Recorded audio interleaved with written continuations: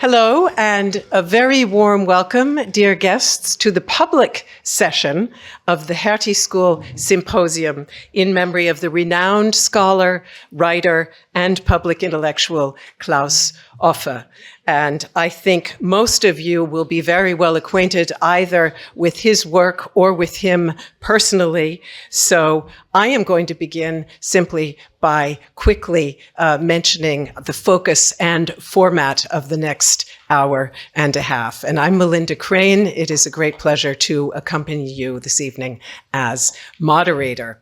And we are going to depart from the slightly academic format that we've had for the last couple of hours. And I would think of this session now perhaps as a little bit more like a jazz concert. We're going to improvise, we're going to hear, we're going to riff on a few ideas and try to sort of reflect on Claus Offe through the eyes of people who are practitioners as well as academics. And you will undoubtedly have noted that our title is Social Science and Social Progress. And as we've heard many times this afternoon, Claus Offe was deeply dedicated to both.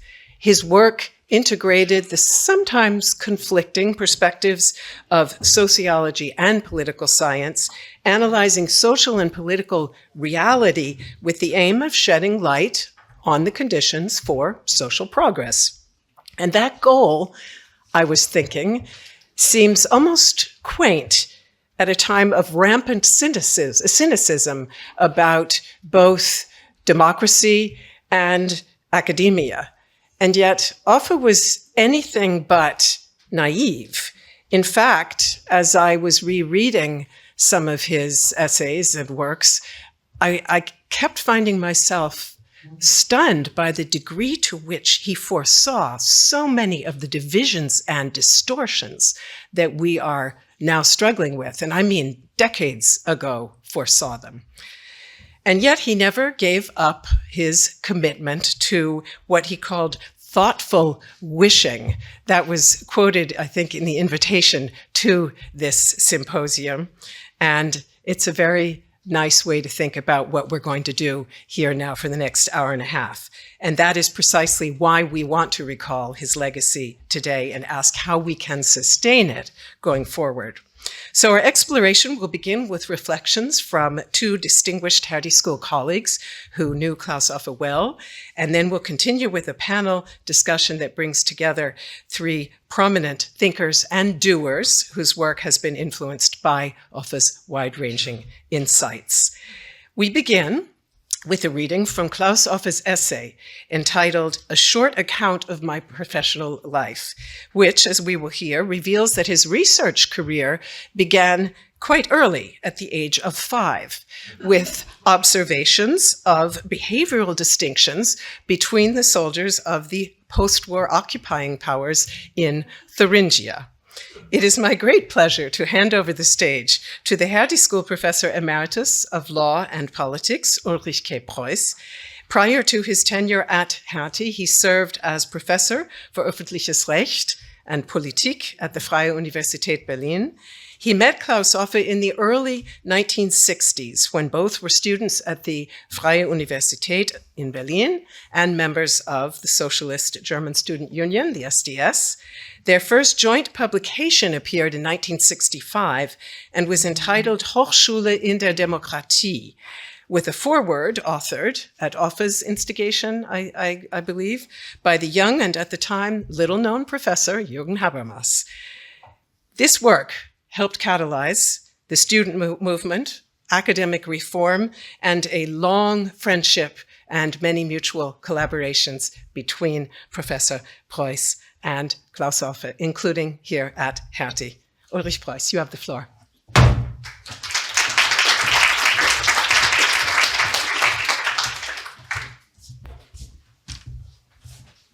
So thank you very much. Indeed, you will not listen to Claus, although you will learn about his spirit, not about his voices. I will be his voice. And it came that one day in October 2020, he paid me a visit and handed me a 10-page printed text saying that this was something which he wrote down because he thought he should give a personal account of his professional life. And I must say this 5 years ago, or more than 5 years ago, I simply forgot that. But now, unfortunately, we have the situation that the time has come to read what he wrote. Of course, I can only make, due to the restriction of time which we have for this event here, I made a kind of, I organized the text according to 5 stages of Claus' life, which is a kind of paradigmatic part of what really concerned him already 5 years ago. I wonder why he had this idea. I never had the idea that he would pass away 5 years later. That was not in our head, by the way. Now, as I said, I organized the text according to 5 stages, and I start with the first stage, childhood and family. And this is now not the voice, but the text of Claus, which you know will hear from here. Born in Berlin in 1940, there are dim memories of a 3-year-old spending long nights, not in bed, but seated in a basement room shared with many strangers. One morning, when my mother and I were returning to our apartment, we found the tip of a grenade on top of a white kitchen chair. There was a hole in the ceiling through which one could see the blue sky. Later, we ended up in a small village of Thuringia that was first occupied by American troops and later, in 1945, swapped to the Russians. So I have vivid memories, wondering why the 2 occupants behaved so differently. The Americans had pieces of chocolate for the kids, while the Russians confiscated my mother's tablecloths. So there's already the social scientist who makes comparisons. Yeah. My father was a self-described, in quotation marks, apolitical, end of quotation, yet unfailingly class-conscious research chemist employed by a major pharmaceutical company.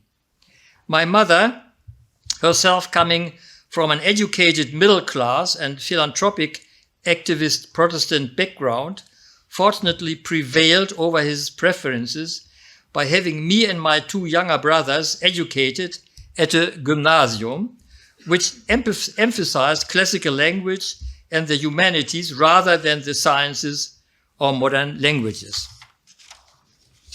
Second stage, first impressions of the outer social world. Or social science, Claus continued, so to say. I remember quite vividly the first experience that brought me into contact with issues belonging to the field of political science.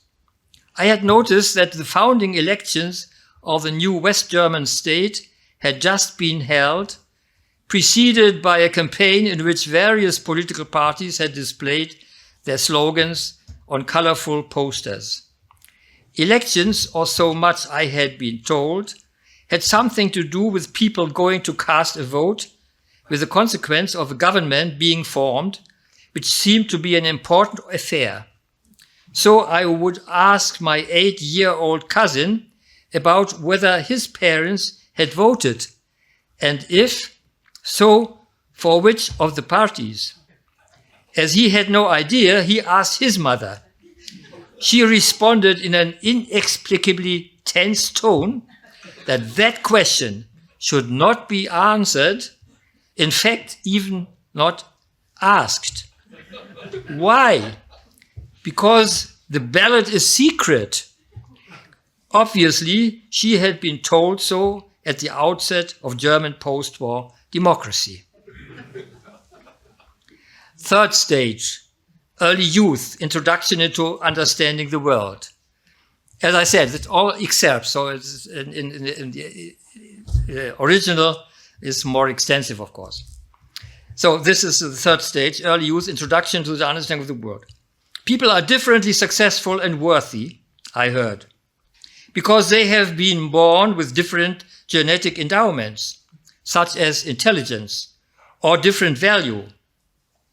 It is a good idea to have as much market as possible and as much state as necessary, with a decision on what is possible and necessary to be left to people who have thought about it. Everything is now in quotation marks. Rather than to political parties and their ideologues engaged in mere politics as opposed to realism. Socialism is bad, I learned, both because A, the Soviet Union and its satellite are inferior to us in their economic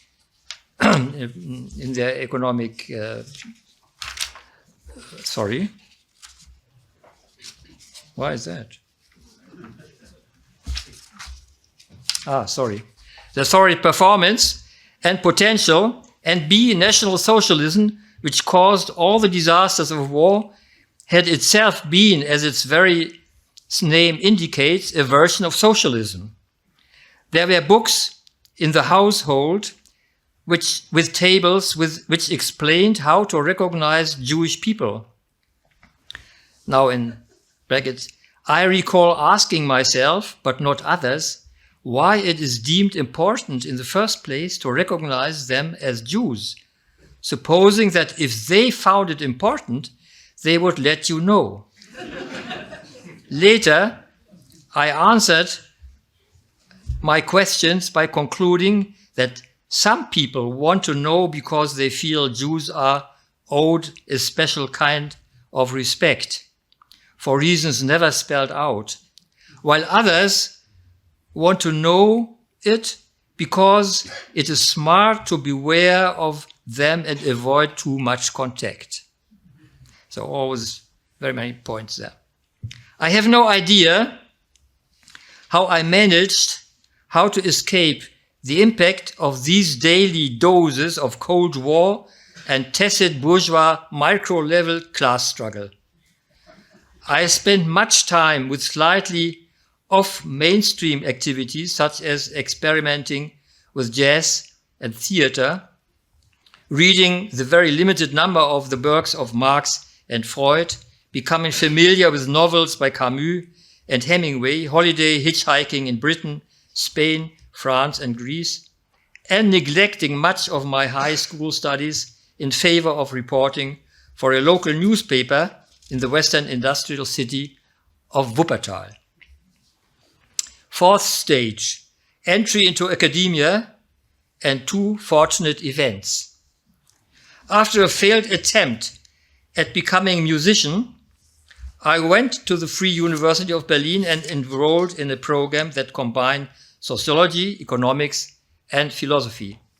I also joined an organization of socialist students, STS, was already mentioned here, who at that time, in addition to educating themselves as to the ongoing decolonization process in North Africa and Indochina and other contemporary political affairs, were mainly engaged in organizing study groups, reading authors who at the time were not part of any university curriculum, such as Lukács, Korsch, Horkheimer, Kirchheimer, Luxemburg, and Schmidt, where, by the way, if I may allow me a personal note, I think Schmidt is not quite right in this number because it was really quoted there very much.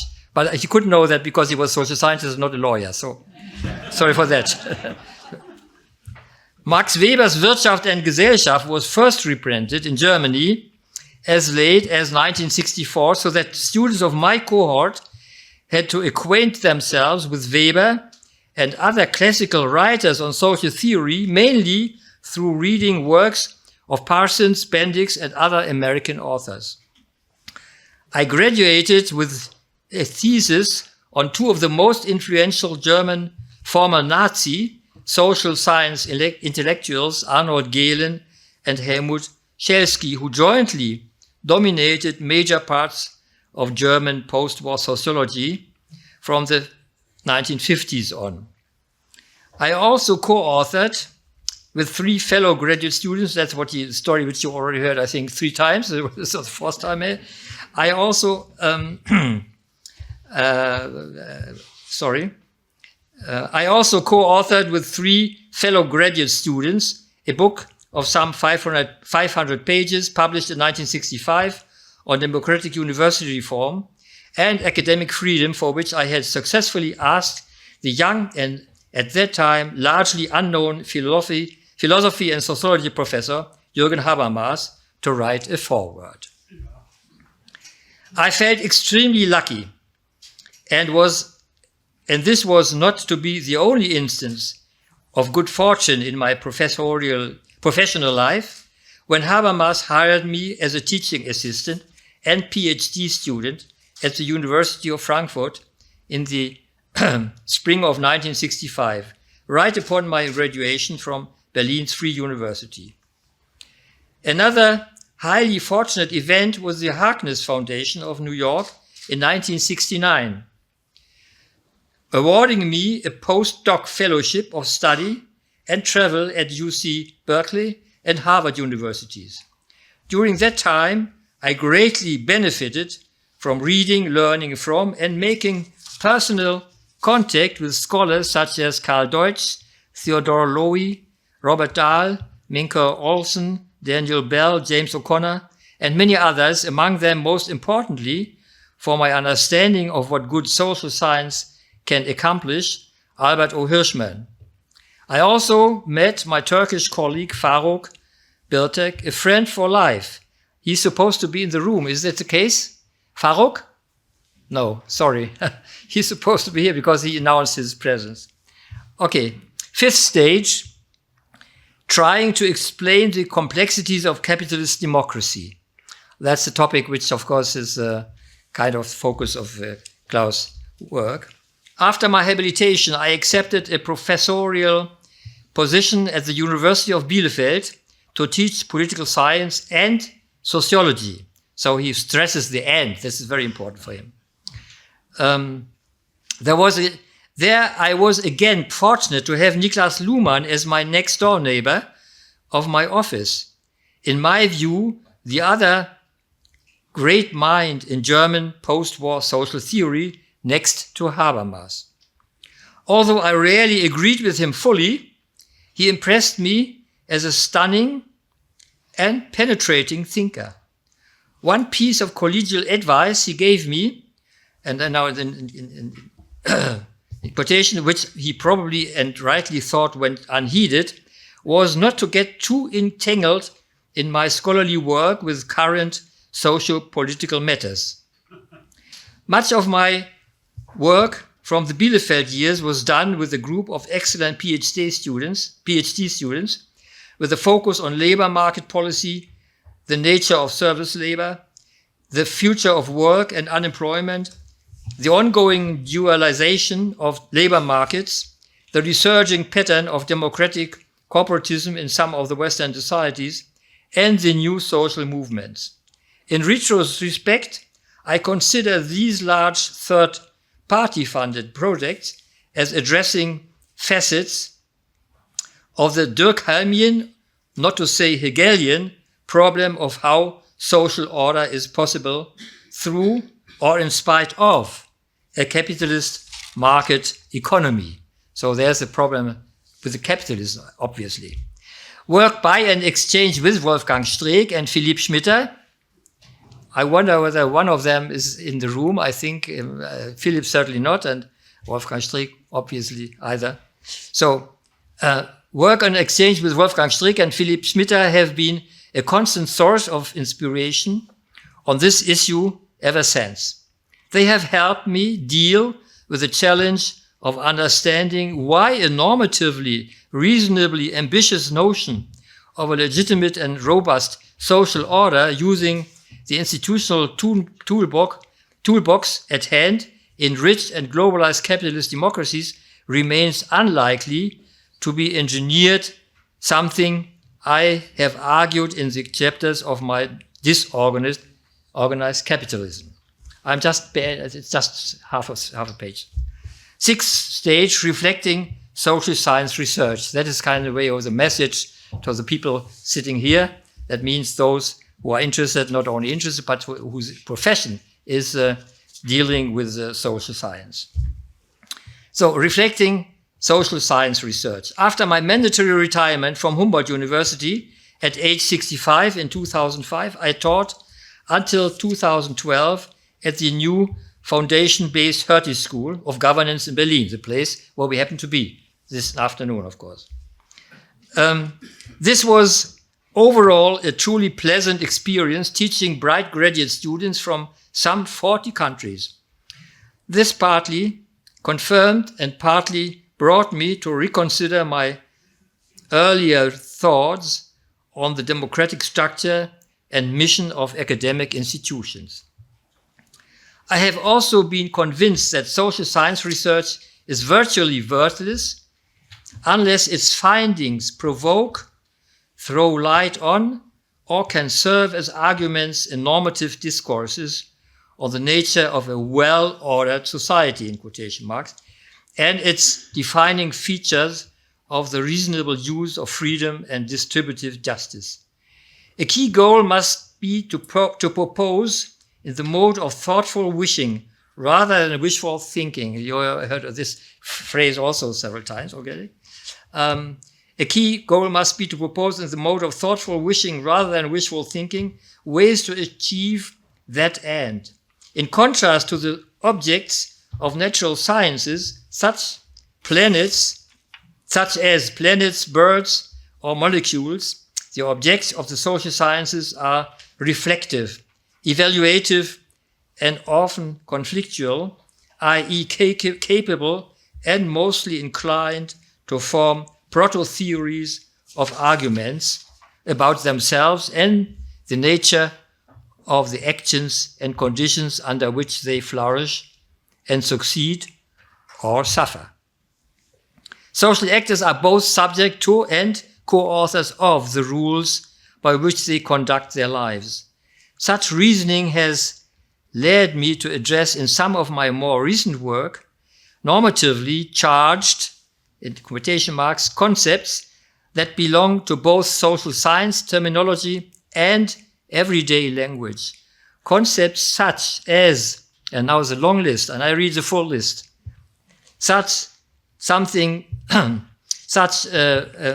as trust, solidarity, responsibility, honesty, social capital, civil society, the nature of institutions, progress, accountability, the educational mission of the universities, deliberation, work, corruption, political disaffection, gender justice, fear, governance, barbarism, direct democracy, and in quotation, governability.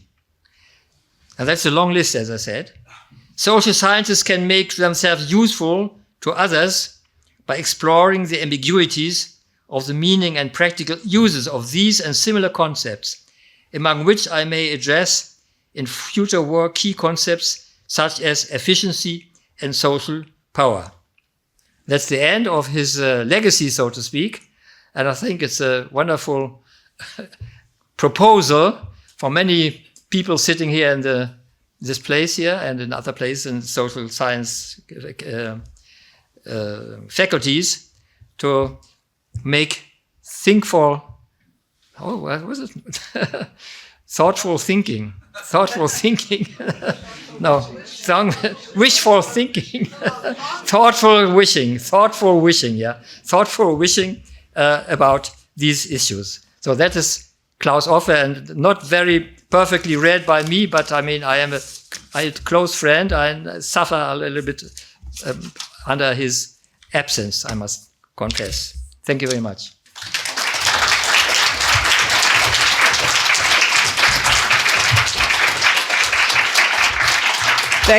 Thank you very, very much, Ulrich Preuss. And I think that list could be set to music. And I'm not sure whether it would be a jazz piece or maybe even an opera, an aria, but it's an amazing list. Today's event is actually the second Hertie School Symposium in honor of Claus Offe. The first took place exactly 14 years ago today, in fact. Ulrich Preuss and Jürgen Habermas were there, as were many other luminaries, a number of them also joining us today as well. And that symposium was convened by our next speaker, Helmut Anheier, who at the time was president of the Hertie School and currently serves as senior professor of sociology. He's also a member of the faculty at the University of California, Los Angeles, Luskin School of Public Affairs, and a frequent visitor at LSE, the London School of Economics and Political Science, where he was centennial professor for many years. Helmut Anheier worked together with Claus Offe on Hertie's governance reports, including the 2017 edition, whose title, quite aptly, was Democracy Challenged. And the future of democracy was a central topic in the noteworthy interview that we will hear excerpts from now. Dear Helmut, you have the floor.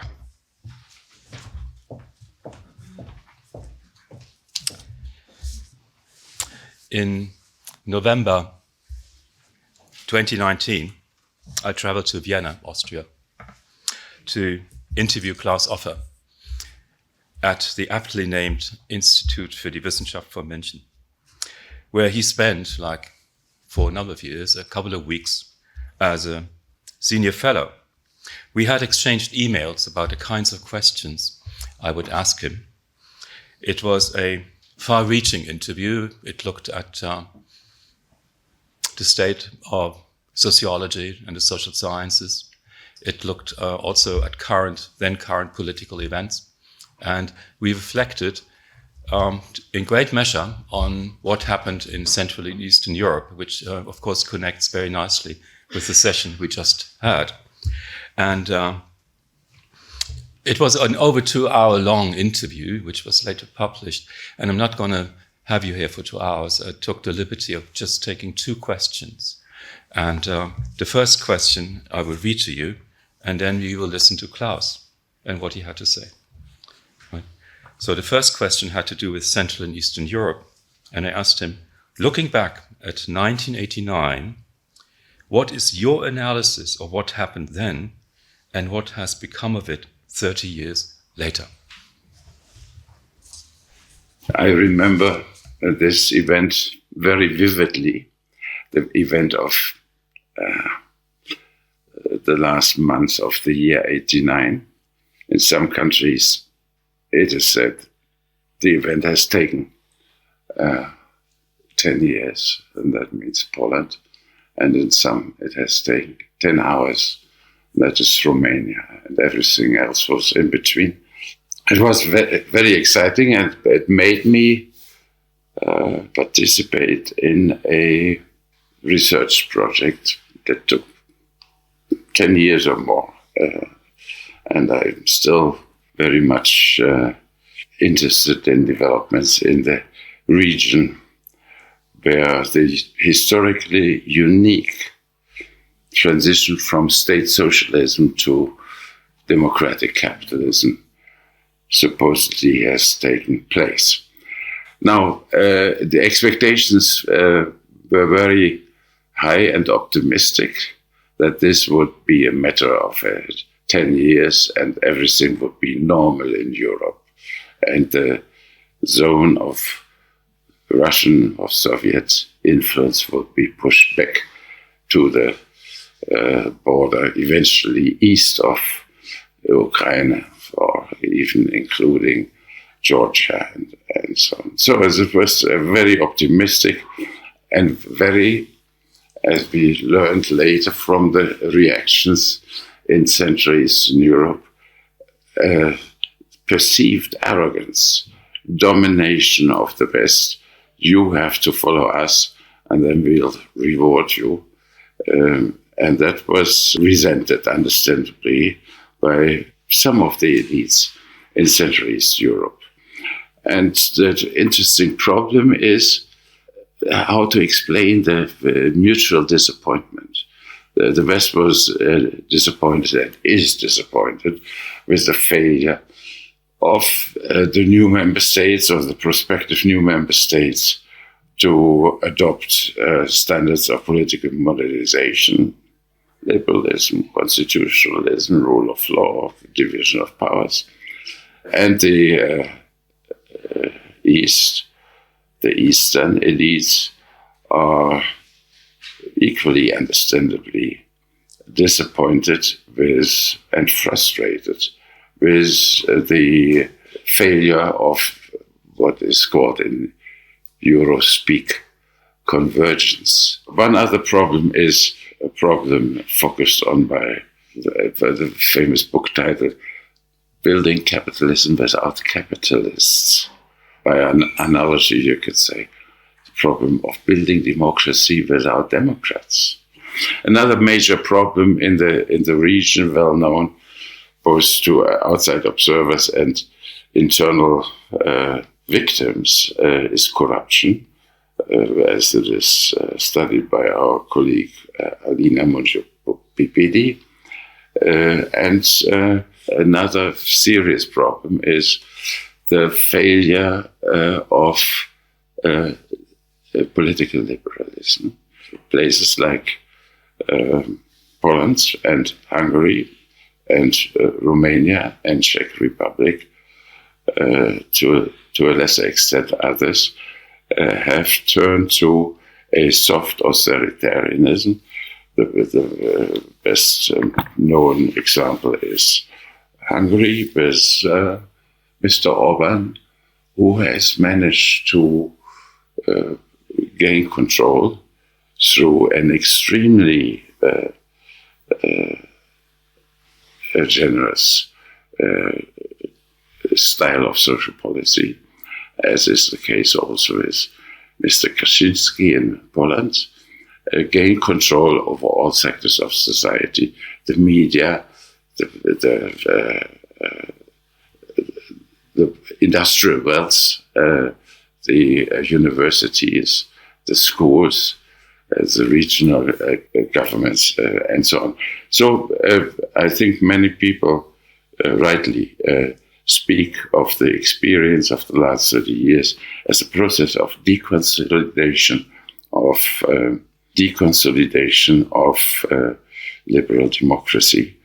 I asked him, because he pointed to the tensions in democratic capitalism, including liberal democracy and undemocratic neoliberalism, and because Claus had just mentioned them in the interview, and I asked him, how would you describe the origin of these developments, both politically and socially? And that's the last answer we're going to listen to him. If we can have it now, please. It's bad news, and it's a surprising bad news. The anticipation was that a political convergence would take place. Instead, as Mr. Orban put it so succinctly, we used to believe that Europe is the future of Hungary. Now we know that Hungary is the future of Europe. And he has some evidence to point to. I mean,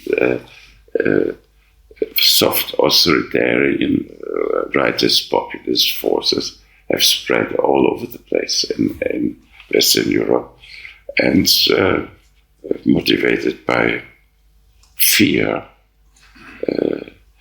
of economic developments, but also fear of challenges to collective identities, and fear of downward mobility, and the deepening divide between metropolitan areas and rural and small town areas of the country that is evident in all the electoral maps of the West as well as in the East. Poland is a very clear example. The cities are all ruled by liberal governments. The countryside is a sort of support for the soft austerity. It didn't work that way. And the long arm of the past and the reliance on a paternalistic and authoritarian state that lasted for 40 years, post-war era in most countries, that leaves its traces and plays a role in the explanation of these developments. I mean, political learning and socialization process is something that is powerful for a long period of time. Thank you. Wouldn't it be nice, wouldn't it be a privilege to ask Claus, you said that 7 years ago. Would you still say today? What would be your diagnosis? Unfortunately, that won't happen. But he, including everyone here who was in the panel, gave us a lot of food for thought to reflect on exactly those points that he made.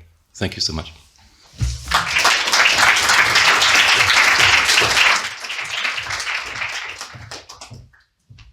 Thank you very much, Helmut, for giving us the opportunity to hear Klaus's voice. And by the way, that interview is still available online if you want to hear it in its entirety. It's full of very, very interesting and, noteworthy material. So many thanks for that. And we do want to reflect now with our very esteemed panelists who knew Claus Offe personally, all three. It is my pleasure to introduce, and I'll ask you to come up to the stage while I do so. Sven Giegold is Deputy Federal Chair of Bündnis 90 Die Grünen and a former State Secretary at the Federal Ministry for Economic Affairs and Climate Action. From 2009 to 2021, he served as a member of the European Parliament. Welcome, Sven. Please, if you'll take this second chair from the left. This one. I'll take that one, and you can take the next one if you don't mind. Thank you. Gesine Schwan is co-founder, shareholder, and president of the Berlin Governance Platform. She's formerly dean of the Department of Political Science at Berlin's Freie Universität, and she also served as president of the European University Viadrina in Frankfurt-Oder. Wonderful to have you with us, Gesine Schwan. If you'll take the place next to Sven. And I'm very pleased to welcome Lea Üppig. She is Ralph Miliband Professor in Politics and Philosophy at LSE. She's a permanent fellow of the Wissenschaftskolleg zu Berlin, and she's honorary professor of philosophy at the Australian National University. She's also the author of Indignity, A Life Reimagined, and the award-winning, which is the award-winning, no, that's not the memoir. What's the name? Free. Yes, Freedom. I lost the title, but the award-winning author of her memoir of her childhood in Albania. Welcome to you.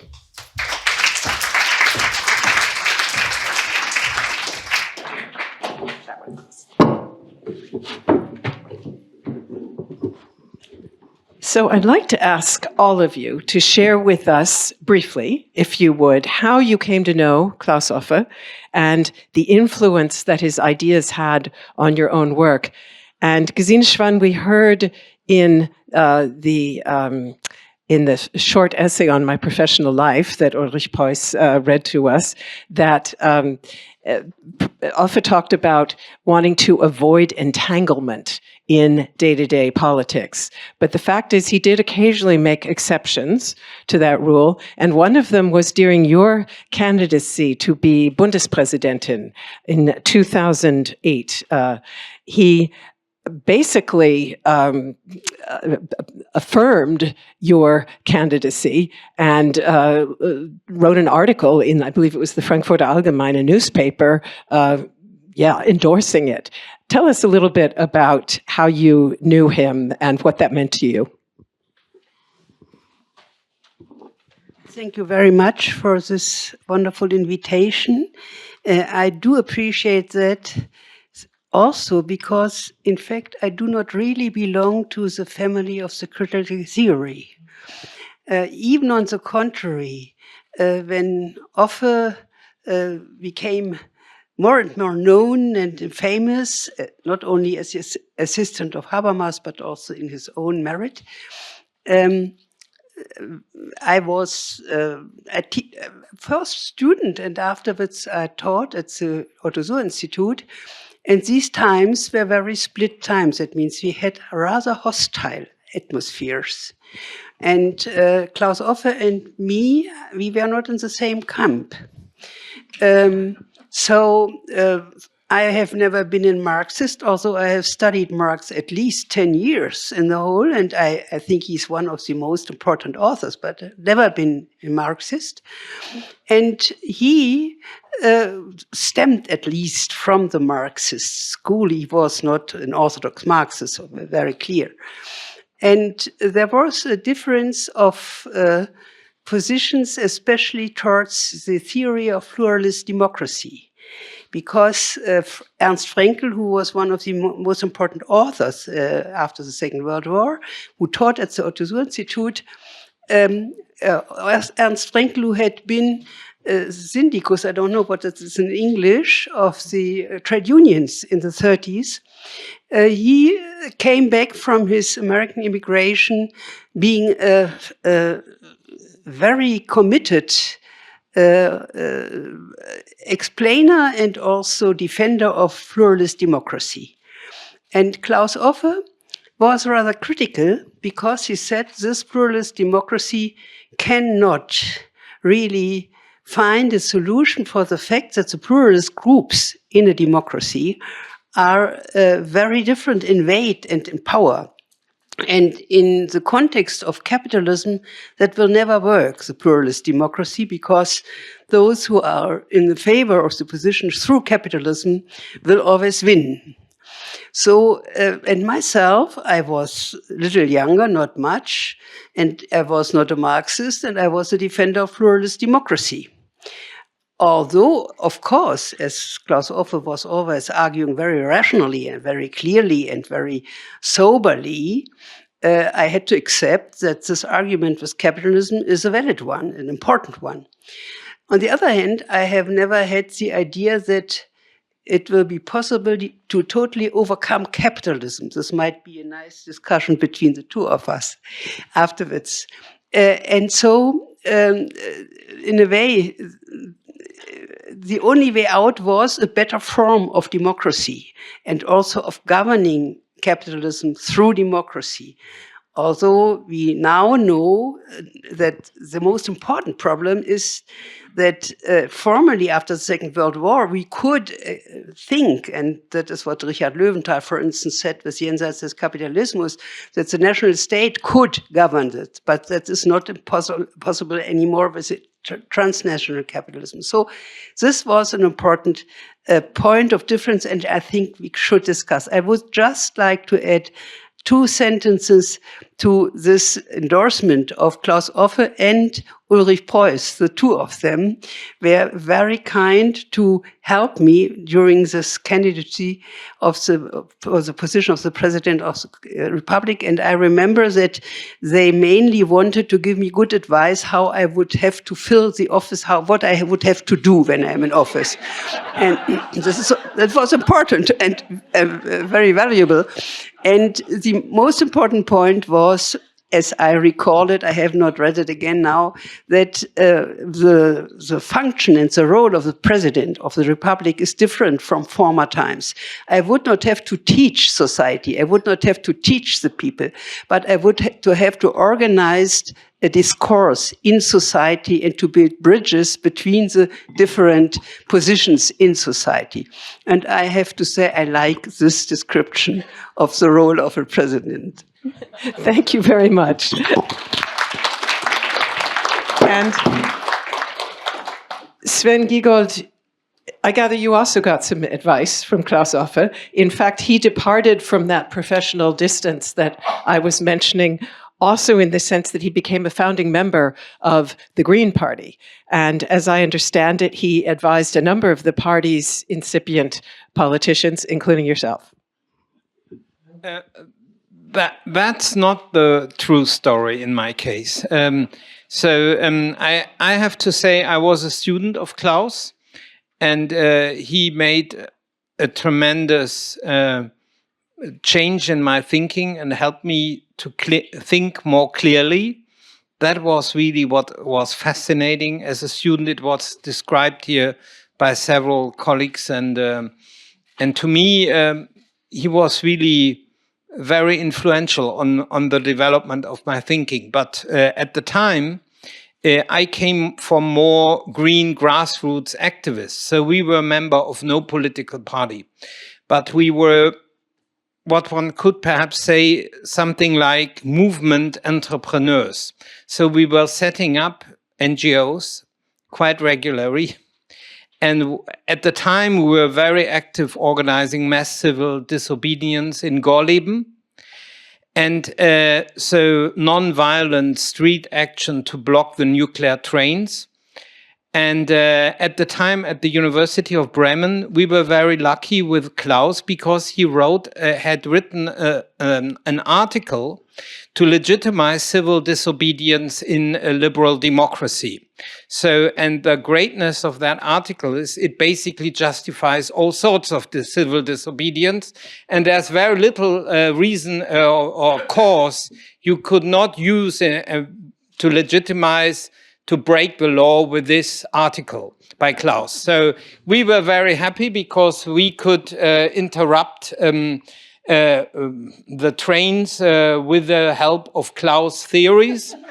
And we all read it and we were fascinated and we wrote research paper on it. And that's how I got to know Claus. And but then finally, he also wrote my evaluation, which brought me into British academia and also set in a certain way my interest into Europe and the European project as a tool to democratize globalized capitalism, which then became the key subject of my own political activism and politics. But I was not in political parties. I had a strong, unlike Claus, at the time as a student, I was not interested to join a political party. It took 15 years later to do that. Yeah.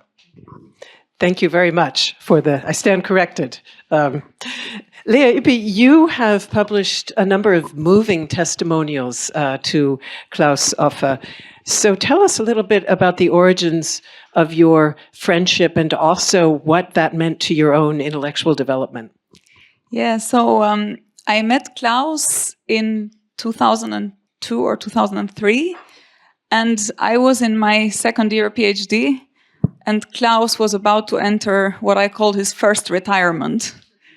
Unfortunately, Claus never actually retired, and this became a running joke over the course of the years, because every time I met him, he would say, "I'm about to retire."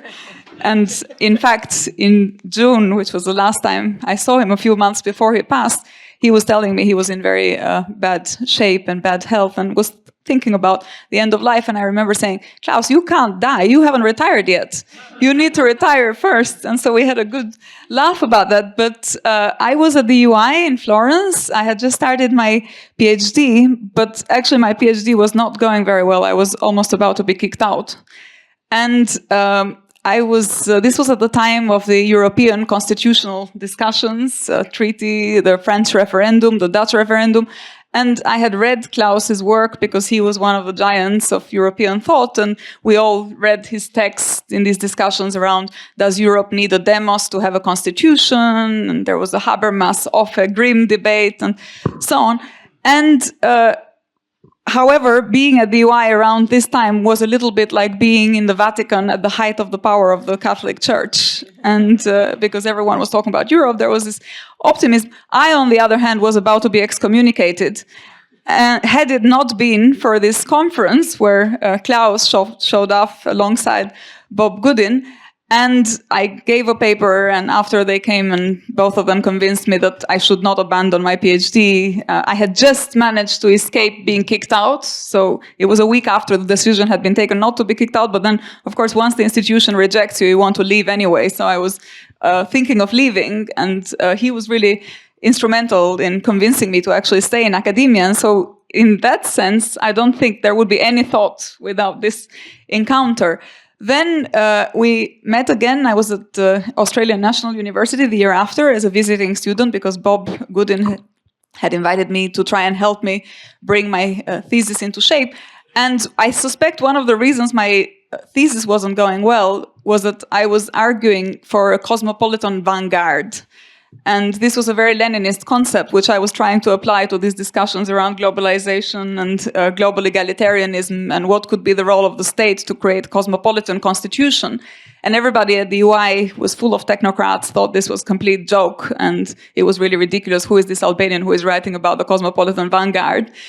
And Claus was actually really encouraging. In fact, like I heard earlier, he had sent one chapter from the thesis to Habermas, and again came when I was feeling really low with this letter from Habermas saying, no, but this is an interesting chapter and it's an interesting thesis. And we spent most of that Australian winter, was summer in Europe, talking about the concept of the vanguard, but not really as it applied to politics, but as it applied to art. And so we were having lunch breaks in Canberra with looking at kangaroos and stuff, all the time talking about vanguard music and vanguard painting and avant-garde literature and what that contributed and how one could think about politically committed art in analogy with politically committed science. And so this goes back to this theme of social science.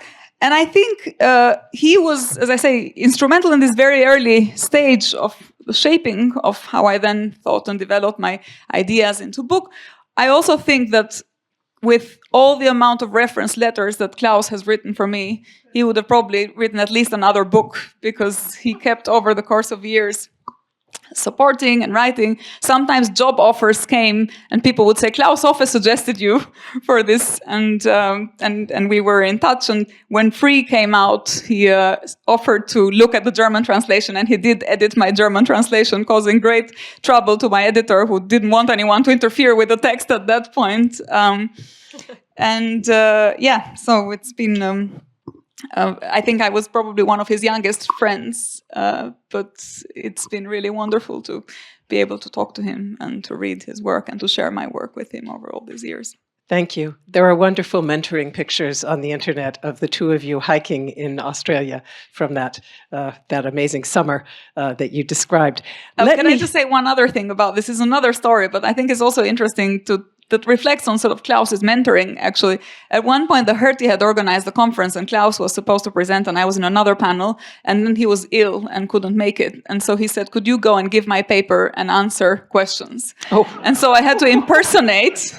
I had just started my postdoc at Oxford at that point, but I had to impersonate Claus Offe in this paper that was receiving questions and saying, well, I think what Claus would have said. So, yeah. Thank you.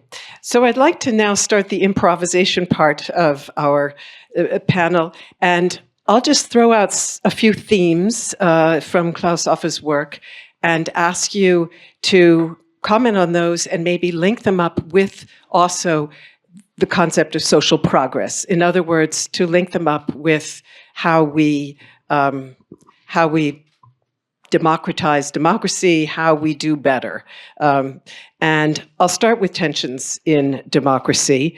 And early on, Claus Offe gave quite a bit of thought to a problem that has absolutely come to the fore in recent years, namely the state's diminished capacity to solve problems and the burdens that imposes on the vulnerable, and also the degree to which that is leading to mistrust, systemic mistrust in the state, in democracy.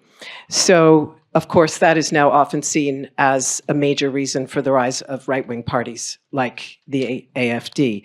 I wonder how the two politicians on the panel see that and what you think we should do about it. Gesine, Schwan? I'm not really a politician. I am considered as, but yes, sorry. My whole life I was an academic working in the academic work, but I'm a political person, that is true. And of course, to reflect how we can ameliorate, how we can develop democracy is now the first duty for those. I like the slogan because it seems so naive to have science for a better world. because you think this is really totally naive, but I think this is where I feel totally similar to Claus Offe, to make the world, make out of the world a better place. If we speak about democratizing democracy, I think it is necessary to understand what you mean by it. I start from the point that I am convinced that the principle of representative democracy is the right one, because this is the principle in difference to direct democracy, which can really fight for the common good, for the Gemeinwohl. This is not visible present, because our representative democracies appears to the public as a system which is governed by lobby groups. And this is also very true to a certain extent. But if I start at the theory accepts that we are a complex society with pluralist group, with differences, with variety, with variations. And this is a starting point. We are not one folk. We are not one homogeneous group. So, and the question is, and this was also the question of Claus Offe in the context of capitalism, how can we manage it that these different groups can come together for solutions which which are good, more or less, or acceptable for the big majority. This is a challenge we do not really respond positively to presently. And certainly the structure of capitalism, especially in the global context with the platforms, etc., has a major role in that. On the other hand, if we want to fight against that by an idea of a homogeneous society, we are on the false track.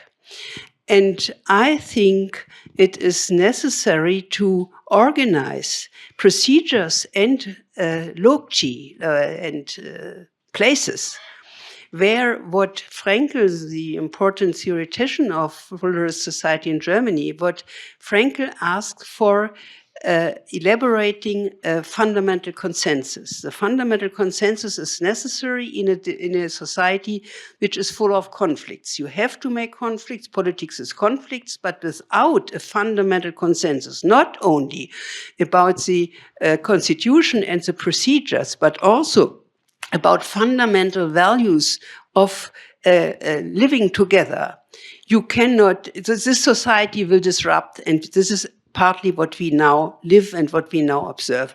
And so we do not have places and procedures for that. Frankl thought that the general discussions, and this is still more or less also the position of Habermas, that the discussions, the fights, the theoretical fights, political fights in society about the various issues finally merge into a new fundamental consensus of the society. And I think he had maybe unconsciously had the idea in mind of what we call in Germany Tarifverhandlungen. That means negotiations of the trade unions, because he had worked with the trade unions. And they have a fundamental consensus normally, the trade unions and the companies, because they want the survival of the company if they are trading or negotiating with each other, and in general also they want the surviving of the system. This is not true for society as a whole. And I think it is for more than 20 years, that, for instance, in Germany, but this is also true, I think, for other modern societies, they don't have a fundamental consensus. There is a part of the society which is not interested at all how the poorest or whatsoever are living. And this is part of the education system, etc. And this is what we have to organize.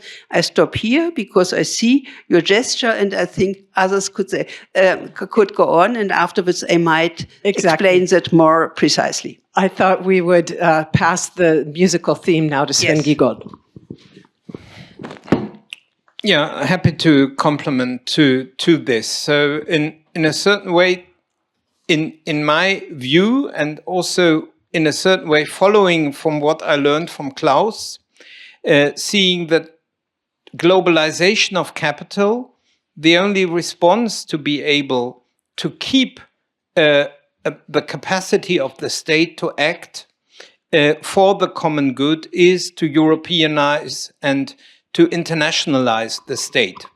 So, and there is, of course, a global dimension to it, the United Nations and also international institutions. So the big discourse on global governance. On the other side, Europe and the Europeanization of the state.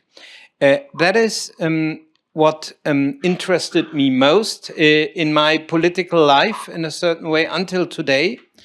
And in a certain way, I was always more distrustful to this whole global governance discourse than to the integration of Europe. Because on the global level, we don't have fully democratic institutions.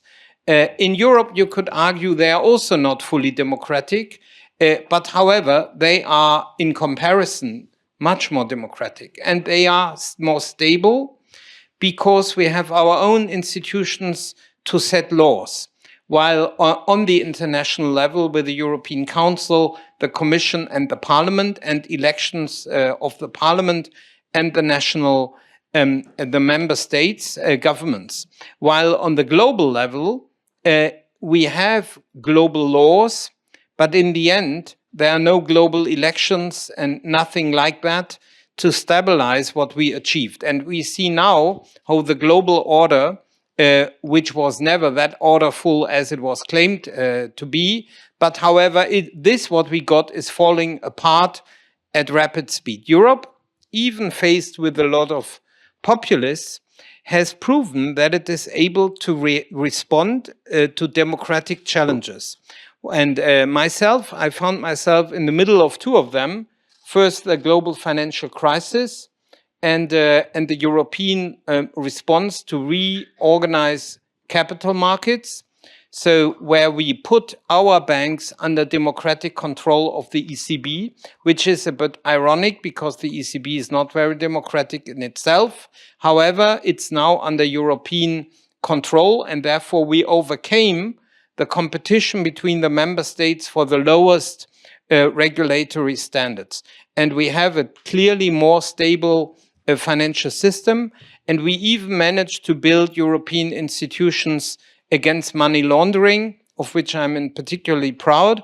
And I see Cornelia Woll here. And and second, when there was the big proliferation of the climate crisis and the protest movements, Europe managed to respond with the Green Deal.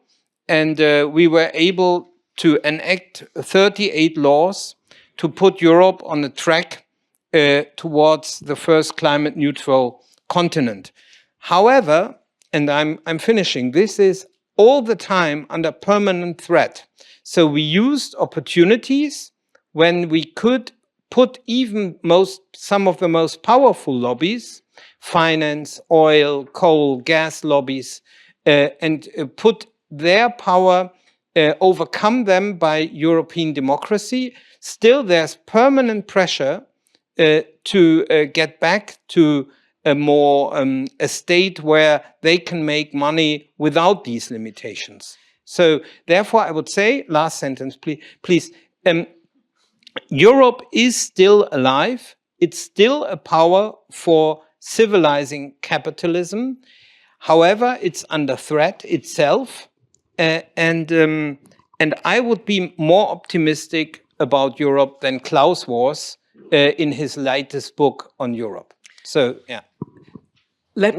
I wanted to actually switch to Eastern Europe, but Leah, I think I'll start with a question about European integration, because one of the dilemmas or tensions that Claus Offe pointed out was his idea of Europe entrapped, meaning the tension between the need for political integration, which of course is what we see now more than ever, for Europe to be a leading geopolitical actor. Clearly, it has to move forward with integration. And at the same time, there's a tension between political integration in Europe and legitimacy issues. In other words, mistrust. So how can that be resolved in order for Europe to play the kind of role in preserving a democratic order in a world where that's being challenged?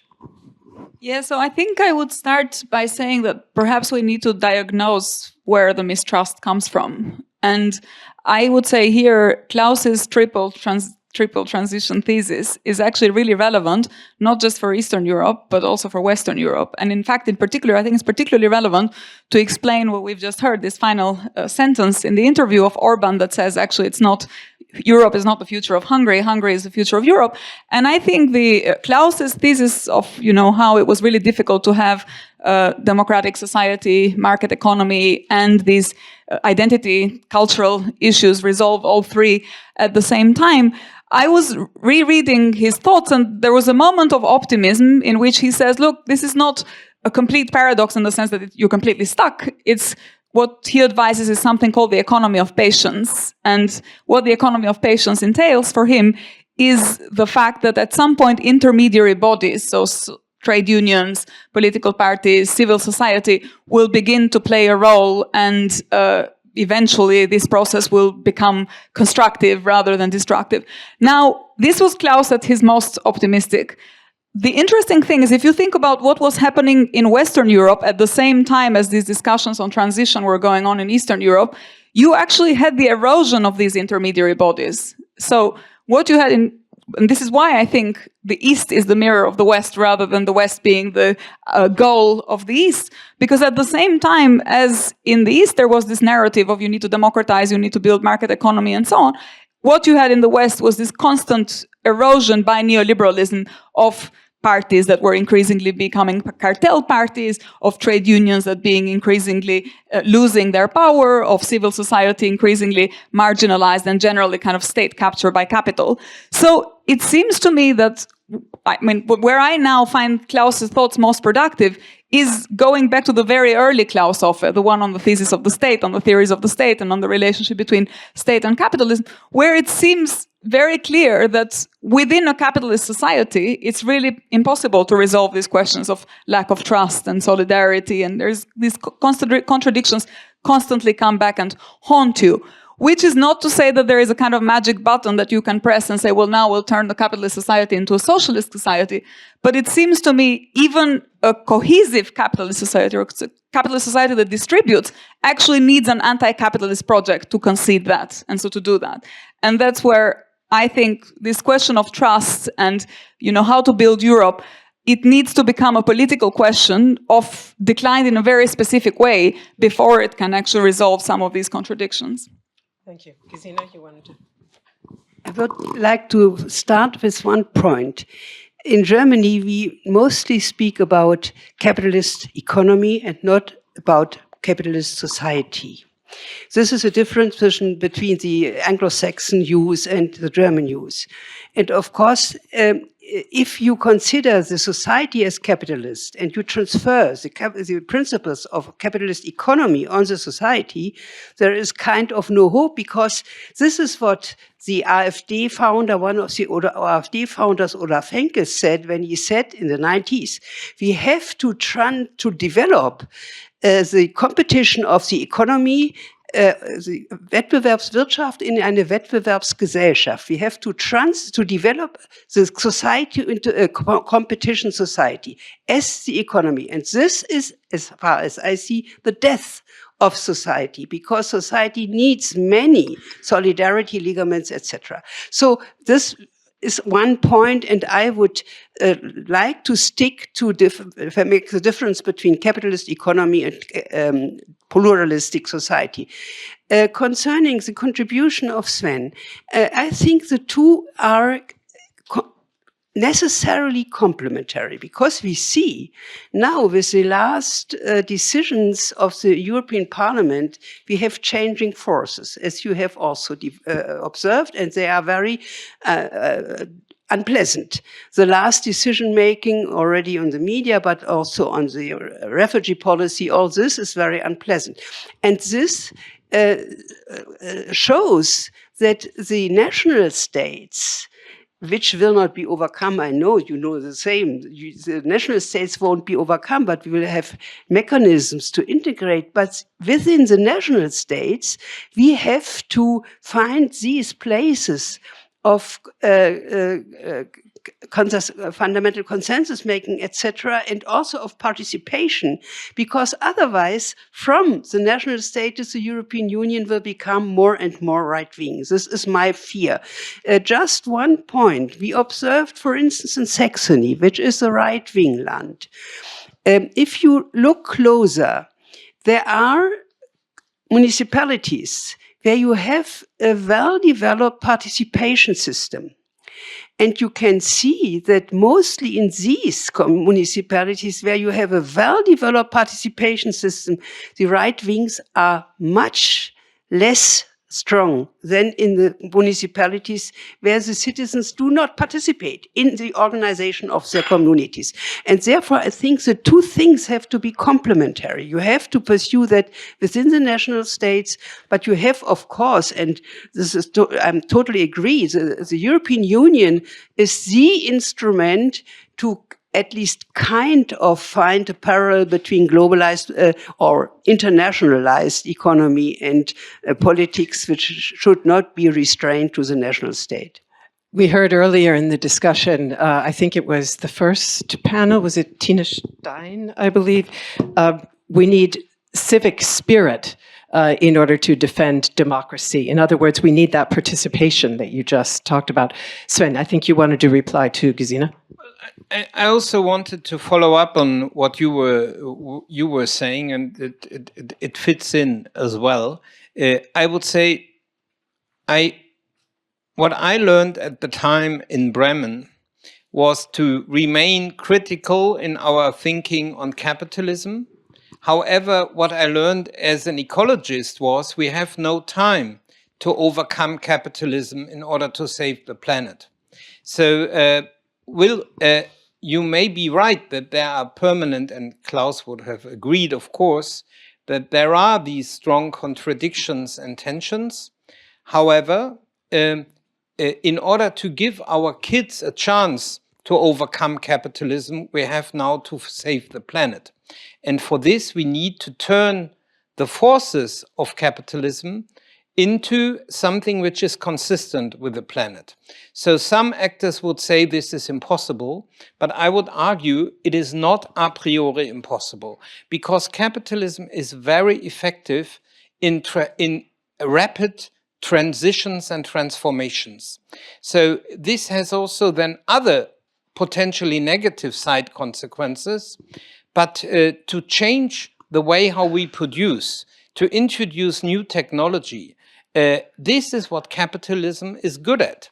And this is what is needed in order to green the planet.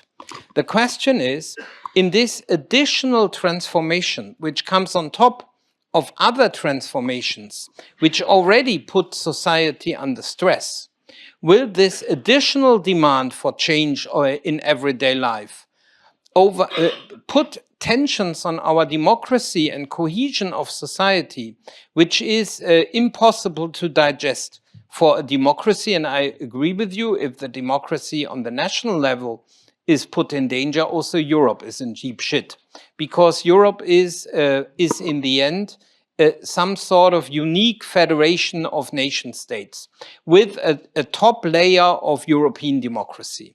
So that's the big challenge. But I would still argue, in a certain tension with your point, we have no time for dogmatic anti-capitalism, but thinking critically about capitalism is something we could all have learned from Claus and is still absolutely needed. Can I just reply quickly to this? Sure, please. So I would actually flip the argument around. I would say that we have no time to be very charitable to what the capitalists will do with the environment. Because it seems to me that there is nothing inherent in capitalism that makes it friendly to environment. I would say there is big tension between different fractions of capital. For example, the fossil fuel capital, which is now very well represented in the White House, and I believe is responsible for a lot of the conflicts and the wars around the world, are not the kinds of groups that you can easily convert to a moral cause. So if we're going to make a moral argument, the moral argument is made on society, and it's not directed to those who have interests that are in direct contradiction with the interests of a sustainable world. Let me just, one moment, if you don't mind. I also want to throw one piece of Claus Offe in here for this part of it. In that interview that we heard excerpted from Helmut, Claus Offe comes to a very nice definition of rational action. He says you need three things for rational action. You need to take note of three things. The first one is facts, to become aware that your actions have consequences in the real world. The second one is time, to be aware that your actions have consequences in the future. And the third one is the other, to be aware that your actions have consequences for others. I like this very much. And so in terms of the environmental movement, that's exactly what they are trying to be for all of us, to remind us of all three of those dimensions. But the fact is, we live in a world where the facts in the public sphere are now a subject of complete polarization due to the role of the big tech giants, social media. And secondly, another point that Offe made is that the environmental movement, in contrast to both capital and, for example, labor unions, has less leverage. It doesn't have something that it can withhold in a bargaining situation in order to try to promote its interests and its perspective. I just want to ask you to react to that. Well, if you asked to come back to when I met Claus first, when we were blocking the nuclear trains in Germany, I think the local government felt we had a lot of power in our hands. And they were just before sending them back, because bringing with democratic means 9,000 people sitting on a road, off the road, is very difficult, even for police. So therefore, never underestimate the potential power of social movements if they are coming at the right time. And the tragedy is that the Fridays for Future movement, they had in Europe and in Germany such a tremendous influence in such a short moment of time. And unfortunately, in the mud of Lützerath, they lost the self-consciousness, how influential they were. So changing all these laws in Europe, the German Greens worked for decades, was finally triggered by a youth movement.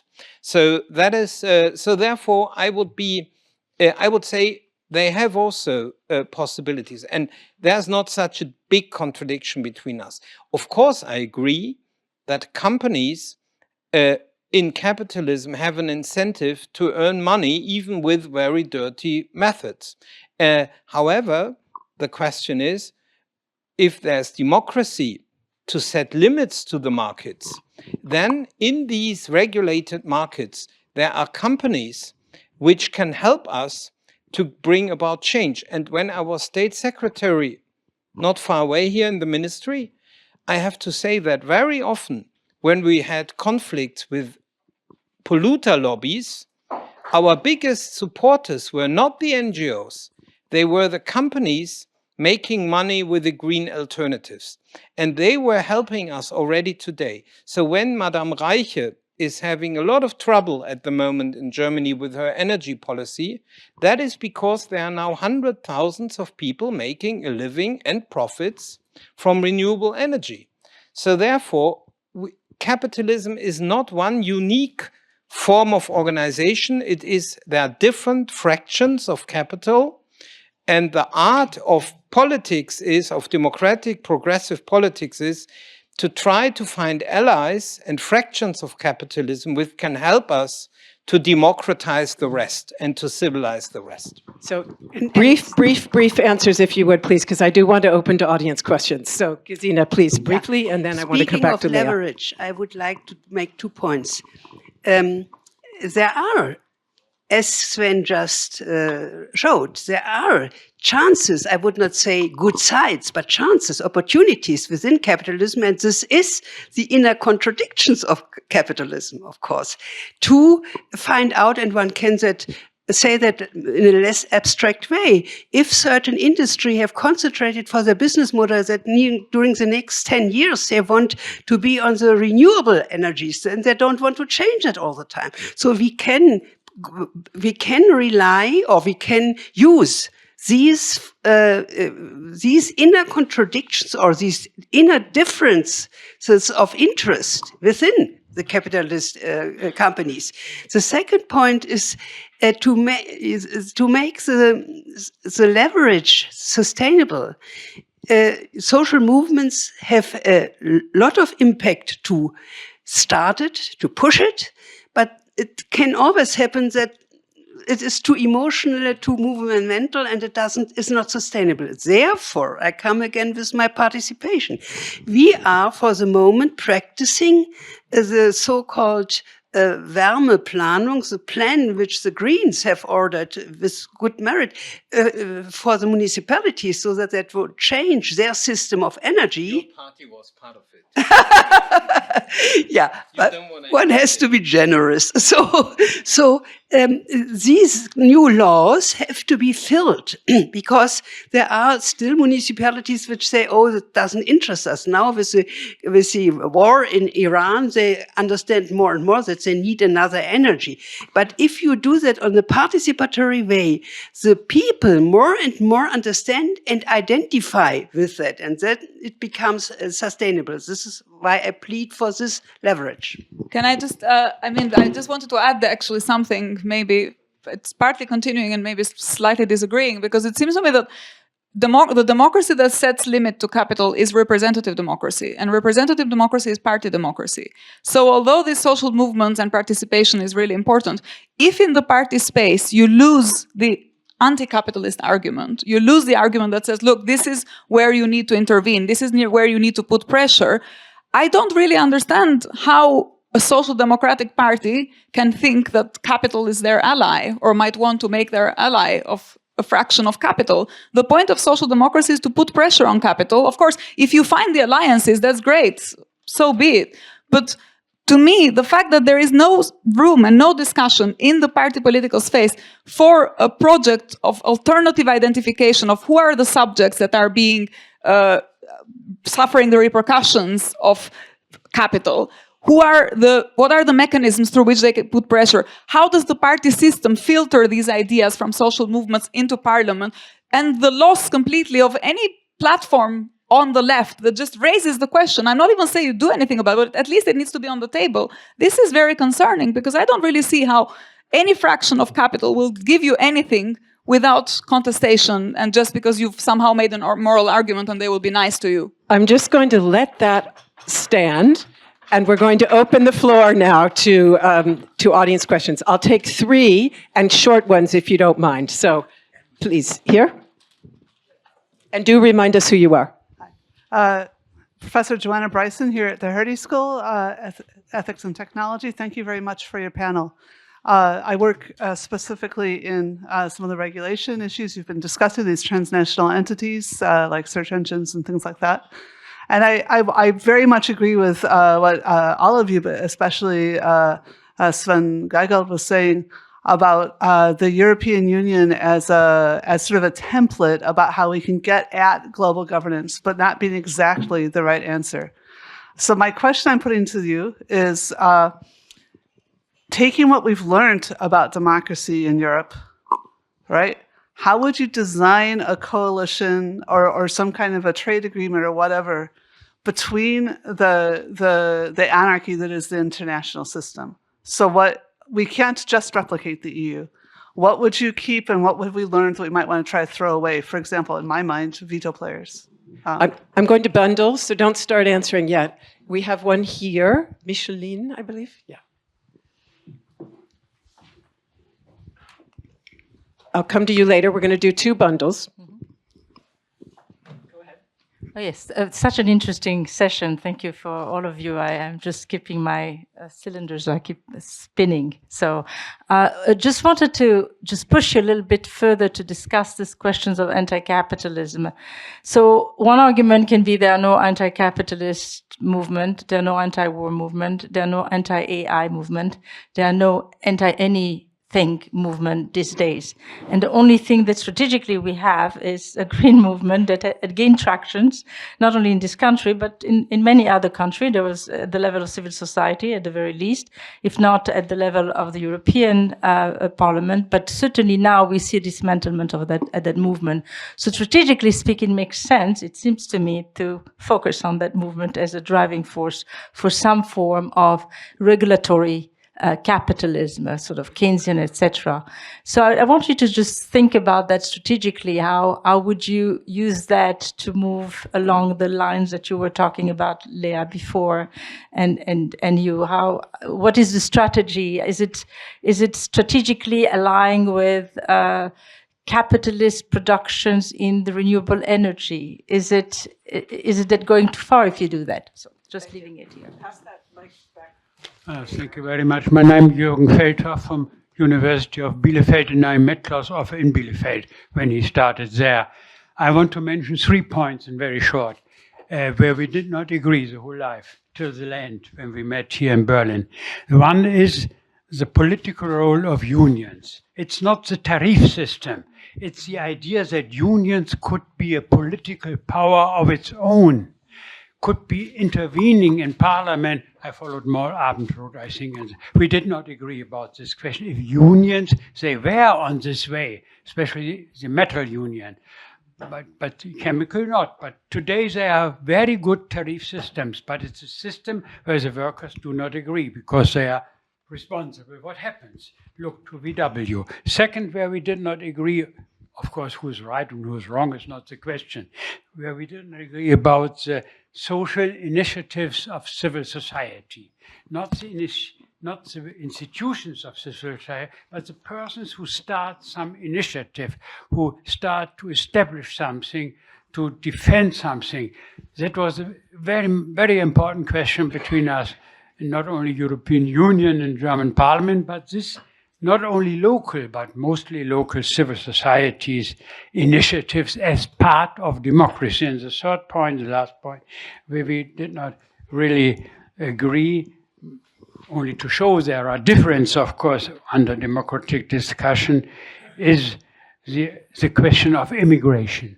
I think after German fascism and what happened under German fascism, it's not long ago, I'm a bit older than Claus Offe died, we had the big chance of immigration. For me, it's the biggest chance for this country.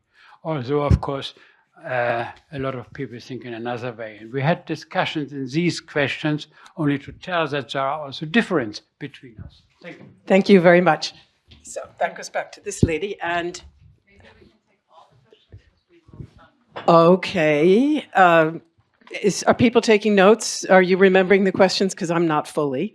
Okay. Then I have one over here.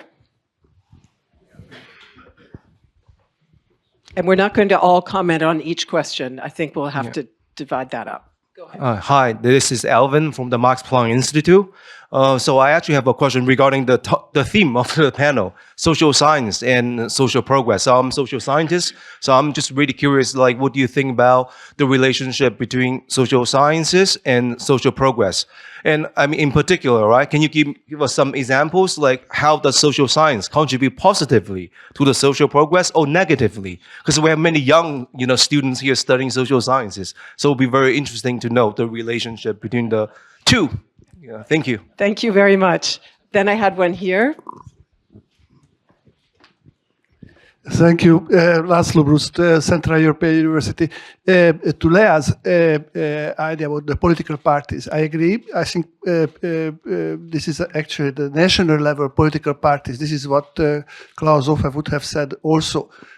But because that's what he called the trap. That is, they are in a confederal regime in which they have to compete with other parties in the domestic arena who can externalize better EU-wide social other costs of markets.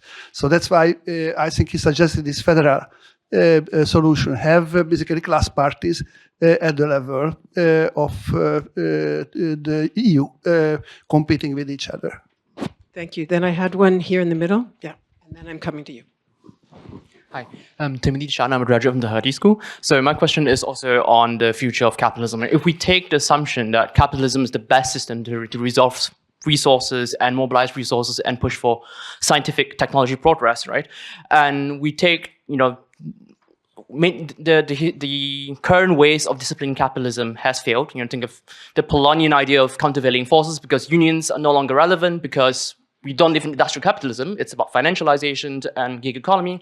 And second, the second method of disciplining capitalism is, as Bernstein from the SPD had argued, which is to moralize capitalists, to turn them into ethical citizens, right? Dedicated to the advancement of the community and democracy, right? If that has failed, because as you've seen, the failure of ESG under the Trump administration, how capitalists just shifted their position, then would the answer be, we need to go back to the idea of the strong state, think of Great Britain in the 50s and 60s, FDR, and provocatively think of China, right? China is probably the one country that has disciplined its capitalist firms.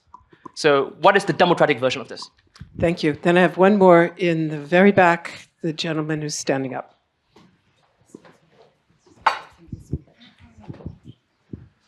Well, a short comment and a short question. The Super short comment, if you don't mind. We're really on the late side. I don't take the optimism of Sven Giegold as regards European Union. Think of the basic liberty of capital mobility, which causes a tremendous effect on French industry by Chinese agricultural enterprises, for example. The question is, Claus Offe reminded us, externalities, negative externalities are built into capitalist economy. So the crucial question is how to re-internalize those externalities. And the question is whether the price mechanism is apt to do this. Thank you. So let's go down the panel and speak to whichever points you wish to speak to. Gesine Schwan. First, the idea is that capitalist societies or capitalism is the same everywhere. When you consider Spain, Spain behaves quite differently from Germany. So there are possibilities. And I would say that social democracies have difficulties. Yes, I know that. But if they have had more politicians like Sanchez, who have the idea of what happens and who dare saying no, it would be very different. The immigration question or the migration question is, of course, an awful motor for hate, for all that, for resentment, and it is used for that. Many conservatives, also conservatives, of course, on the right wing, they don't want the solutions. There could be solutions. They don't want the solution. So this is something which, again, could be in a better shape if you have participation also on that in the municipalities. This is very important. Political parties, they are not the beloved organizations present. But I ask you how you want a representative democracy without parties. The character of parties, I mean, is he here? Yeah. I just, Steffen Mau, I remember that we have certain differences about that. Because if you have a representative democracy, and you see that, of course, municipalities, mayors are very often now not members of parties, which shows the distrust towards parties. I know that. But you need organization to integrate that. And if the participation, for instance, on the municipality level, works much better. The distrust against parties can be partly overcome. Last point, social sciences and progress. One of the problems is that believing into progress has been lost. The trust into progress has been lost. There are many reasons for that. It might be that it can be regained, but we have to remember that that is an historical idea. It started, the progress idea started in the 17th, 18th, 19th century. And the general idea was that the world is progressing, but not for everybody. I see Ute Frevert, who of course sees immediately historical differentiations, of course. But the general mood for it was there. It is not here anymore. And if you look around you in the world, you would not have the word progress, which comes to your mind immediately, right?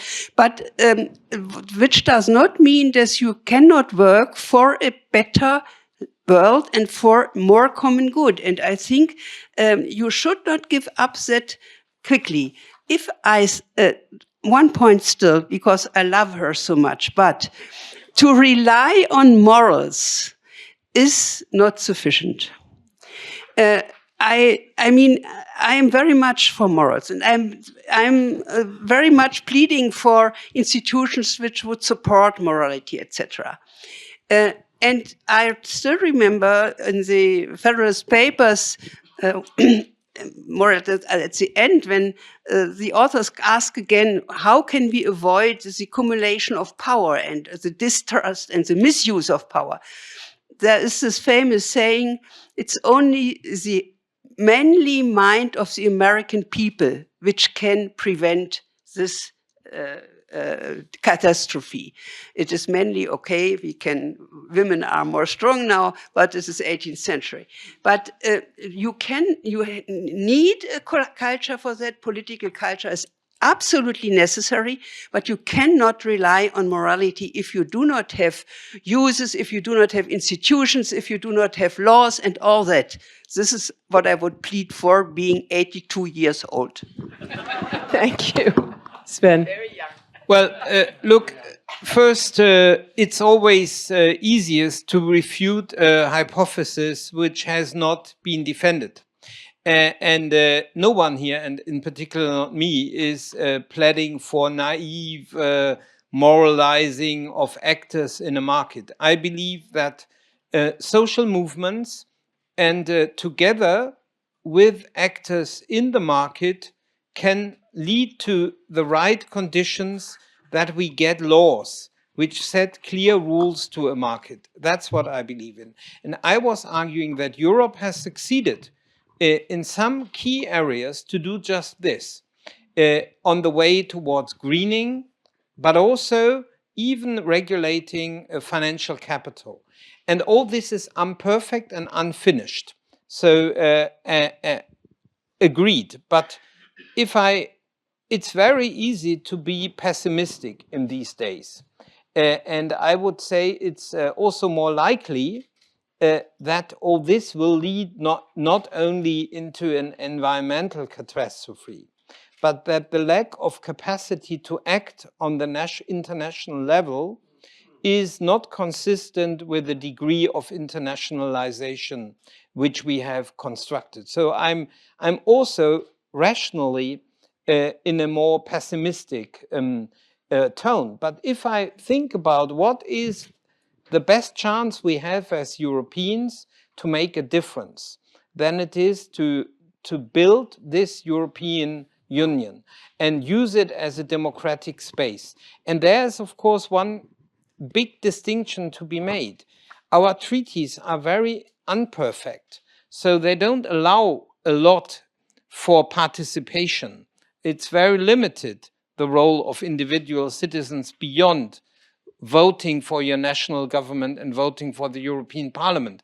It requires a lot of education to participate in all these more modern forms of participatory democracy in Europe.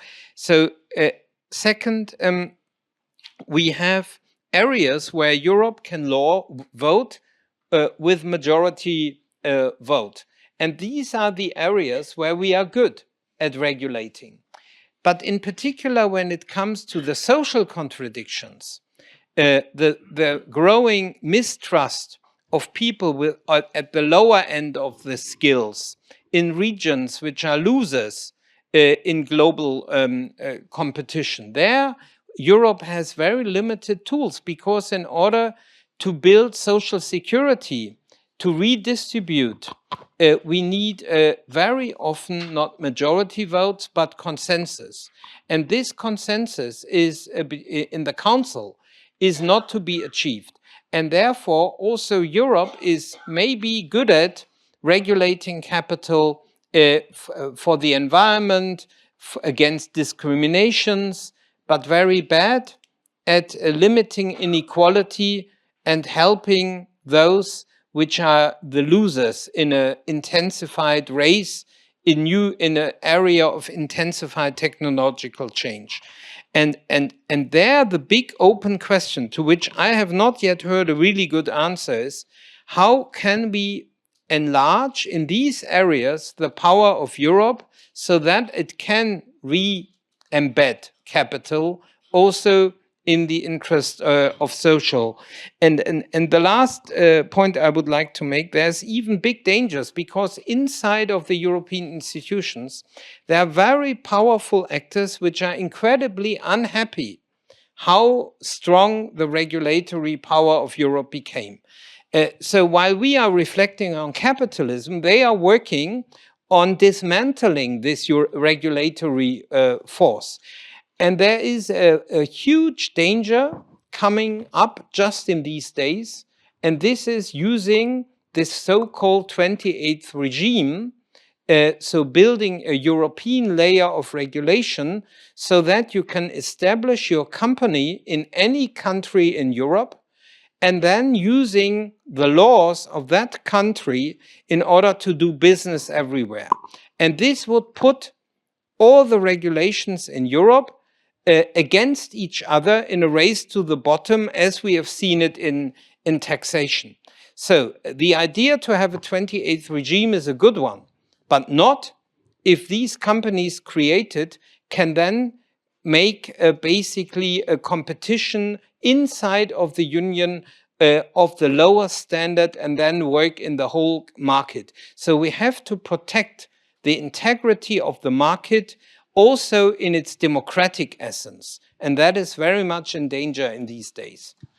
Yeah, so I'm a little bit worried that the word Europe doesn't answer the question of what kind of Europe. And also the word regulation doesn't answer the question of what kind of Europe. And also the question of market society doesn't answer the question, because each of these are questions of politics. And so there is a politics of Europe, there's a politics of the market, and also there is a politics to which the word regulation is hinting, but that in this kind of Euro speak is obscured by the fact that everyone agrees with regulation, but people are very unclear on what we're regulating against who, on behalf of who. That is a political project. Who is your ally? Who is your adversary? Now, it seems to me that in Europe right now, there is a large group of political parties and political forces that are extremely clear on what their ideological project is. They're very clear on what the politics of Europe is for them. It's a Europe of borders, of defense, of rearmament, of patrolling, and of using these capacities that we have to coordinate across nation states to just police outside the borders and to increase military spending, and with no attention to either regulation or social justice or rights or citizenship or whatever the nice things that we like. It seems to me that we are now in a moment where we have a group that is very clear on what their politics is, and a group that is not at all clear on what is the politics and what is the name behind we need to regulate, we need to make the market work for us, we need to make the market work for citizens. That is a political question. That political question needs a name, and Europe doesn't answer it. It's not an answer, it's just a floating signifier. So what is the name of the alternative to capitalism? Maybe the name is social progress. Maybe the name I'm of what... sorry, that's too vague. That's just, I mean, that is really wishful thinking. That's... No, for us, about thoughtful wishing and wishful thinking. Only one. There's not one answer, but for us, it's a green and social market economy. That's what we fight for as German Greens. That's our alternative to this neoliberal capitalism. But for a social market economy is not a political project. A social market economy is a dream of a world that we all would like to be part of. It might also be a step-by-step learning of Europe, what we already do presently also in the confrontation with Trump. A step-by-step learning that we have to be more strict also with American companies. And by the way, we just recently saw this in the United States. They have lost one of the trials, the Meta oder wie die alle heißen. So it is, we have also cooperation with forces even in the United States to regulate in a way that they would not disturb and destroy the health and the social life of our societies. I will cut the discussion here because we can tell there's still lots of interest in discussing further, but we can do that outside because in a moment there will be some refreshments. Let me just say, in the spirit of what we heard also in the other panels today, many of you pointed out that Claus Offe was spotlighting tensions, spotlighting contrasts, and sometimes also contradictions, but always with the spirit of social progress, of trying to shine a light in order to make democracy better. And I think certainly the discussion we heard here today in all of the panels, and it goes on again tomorrow, by the way, for many of you, has been doing just that.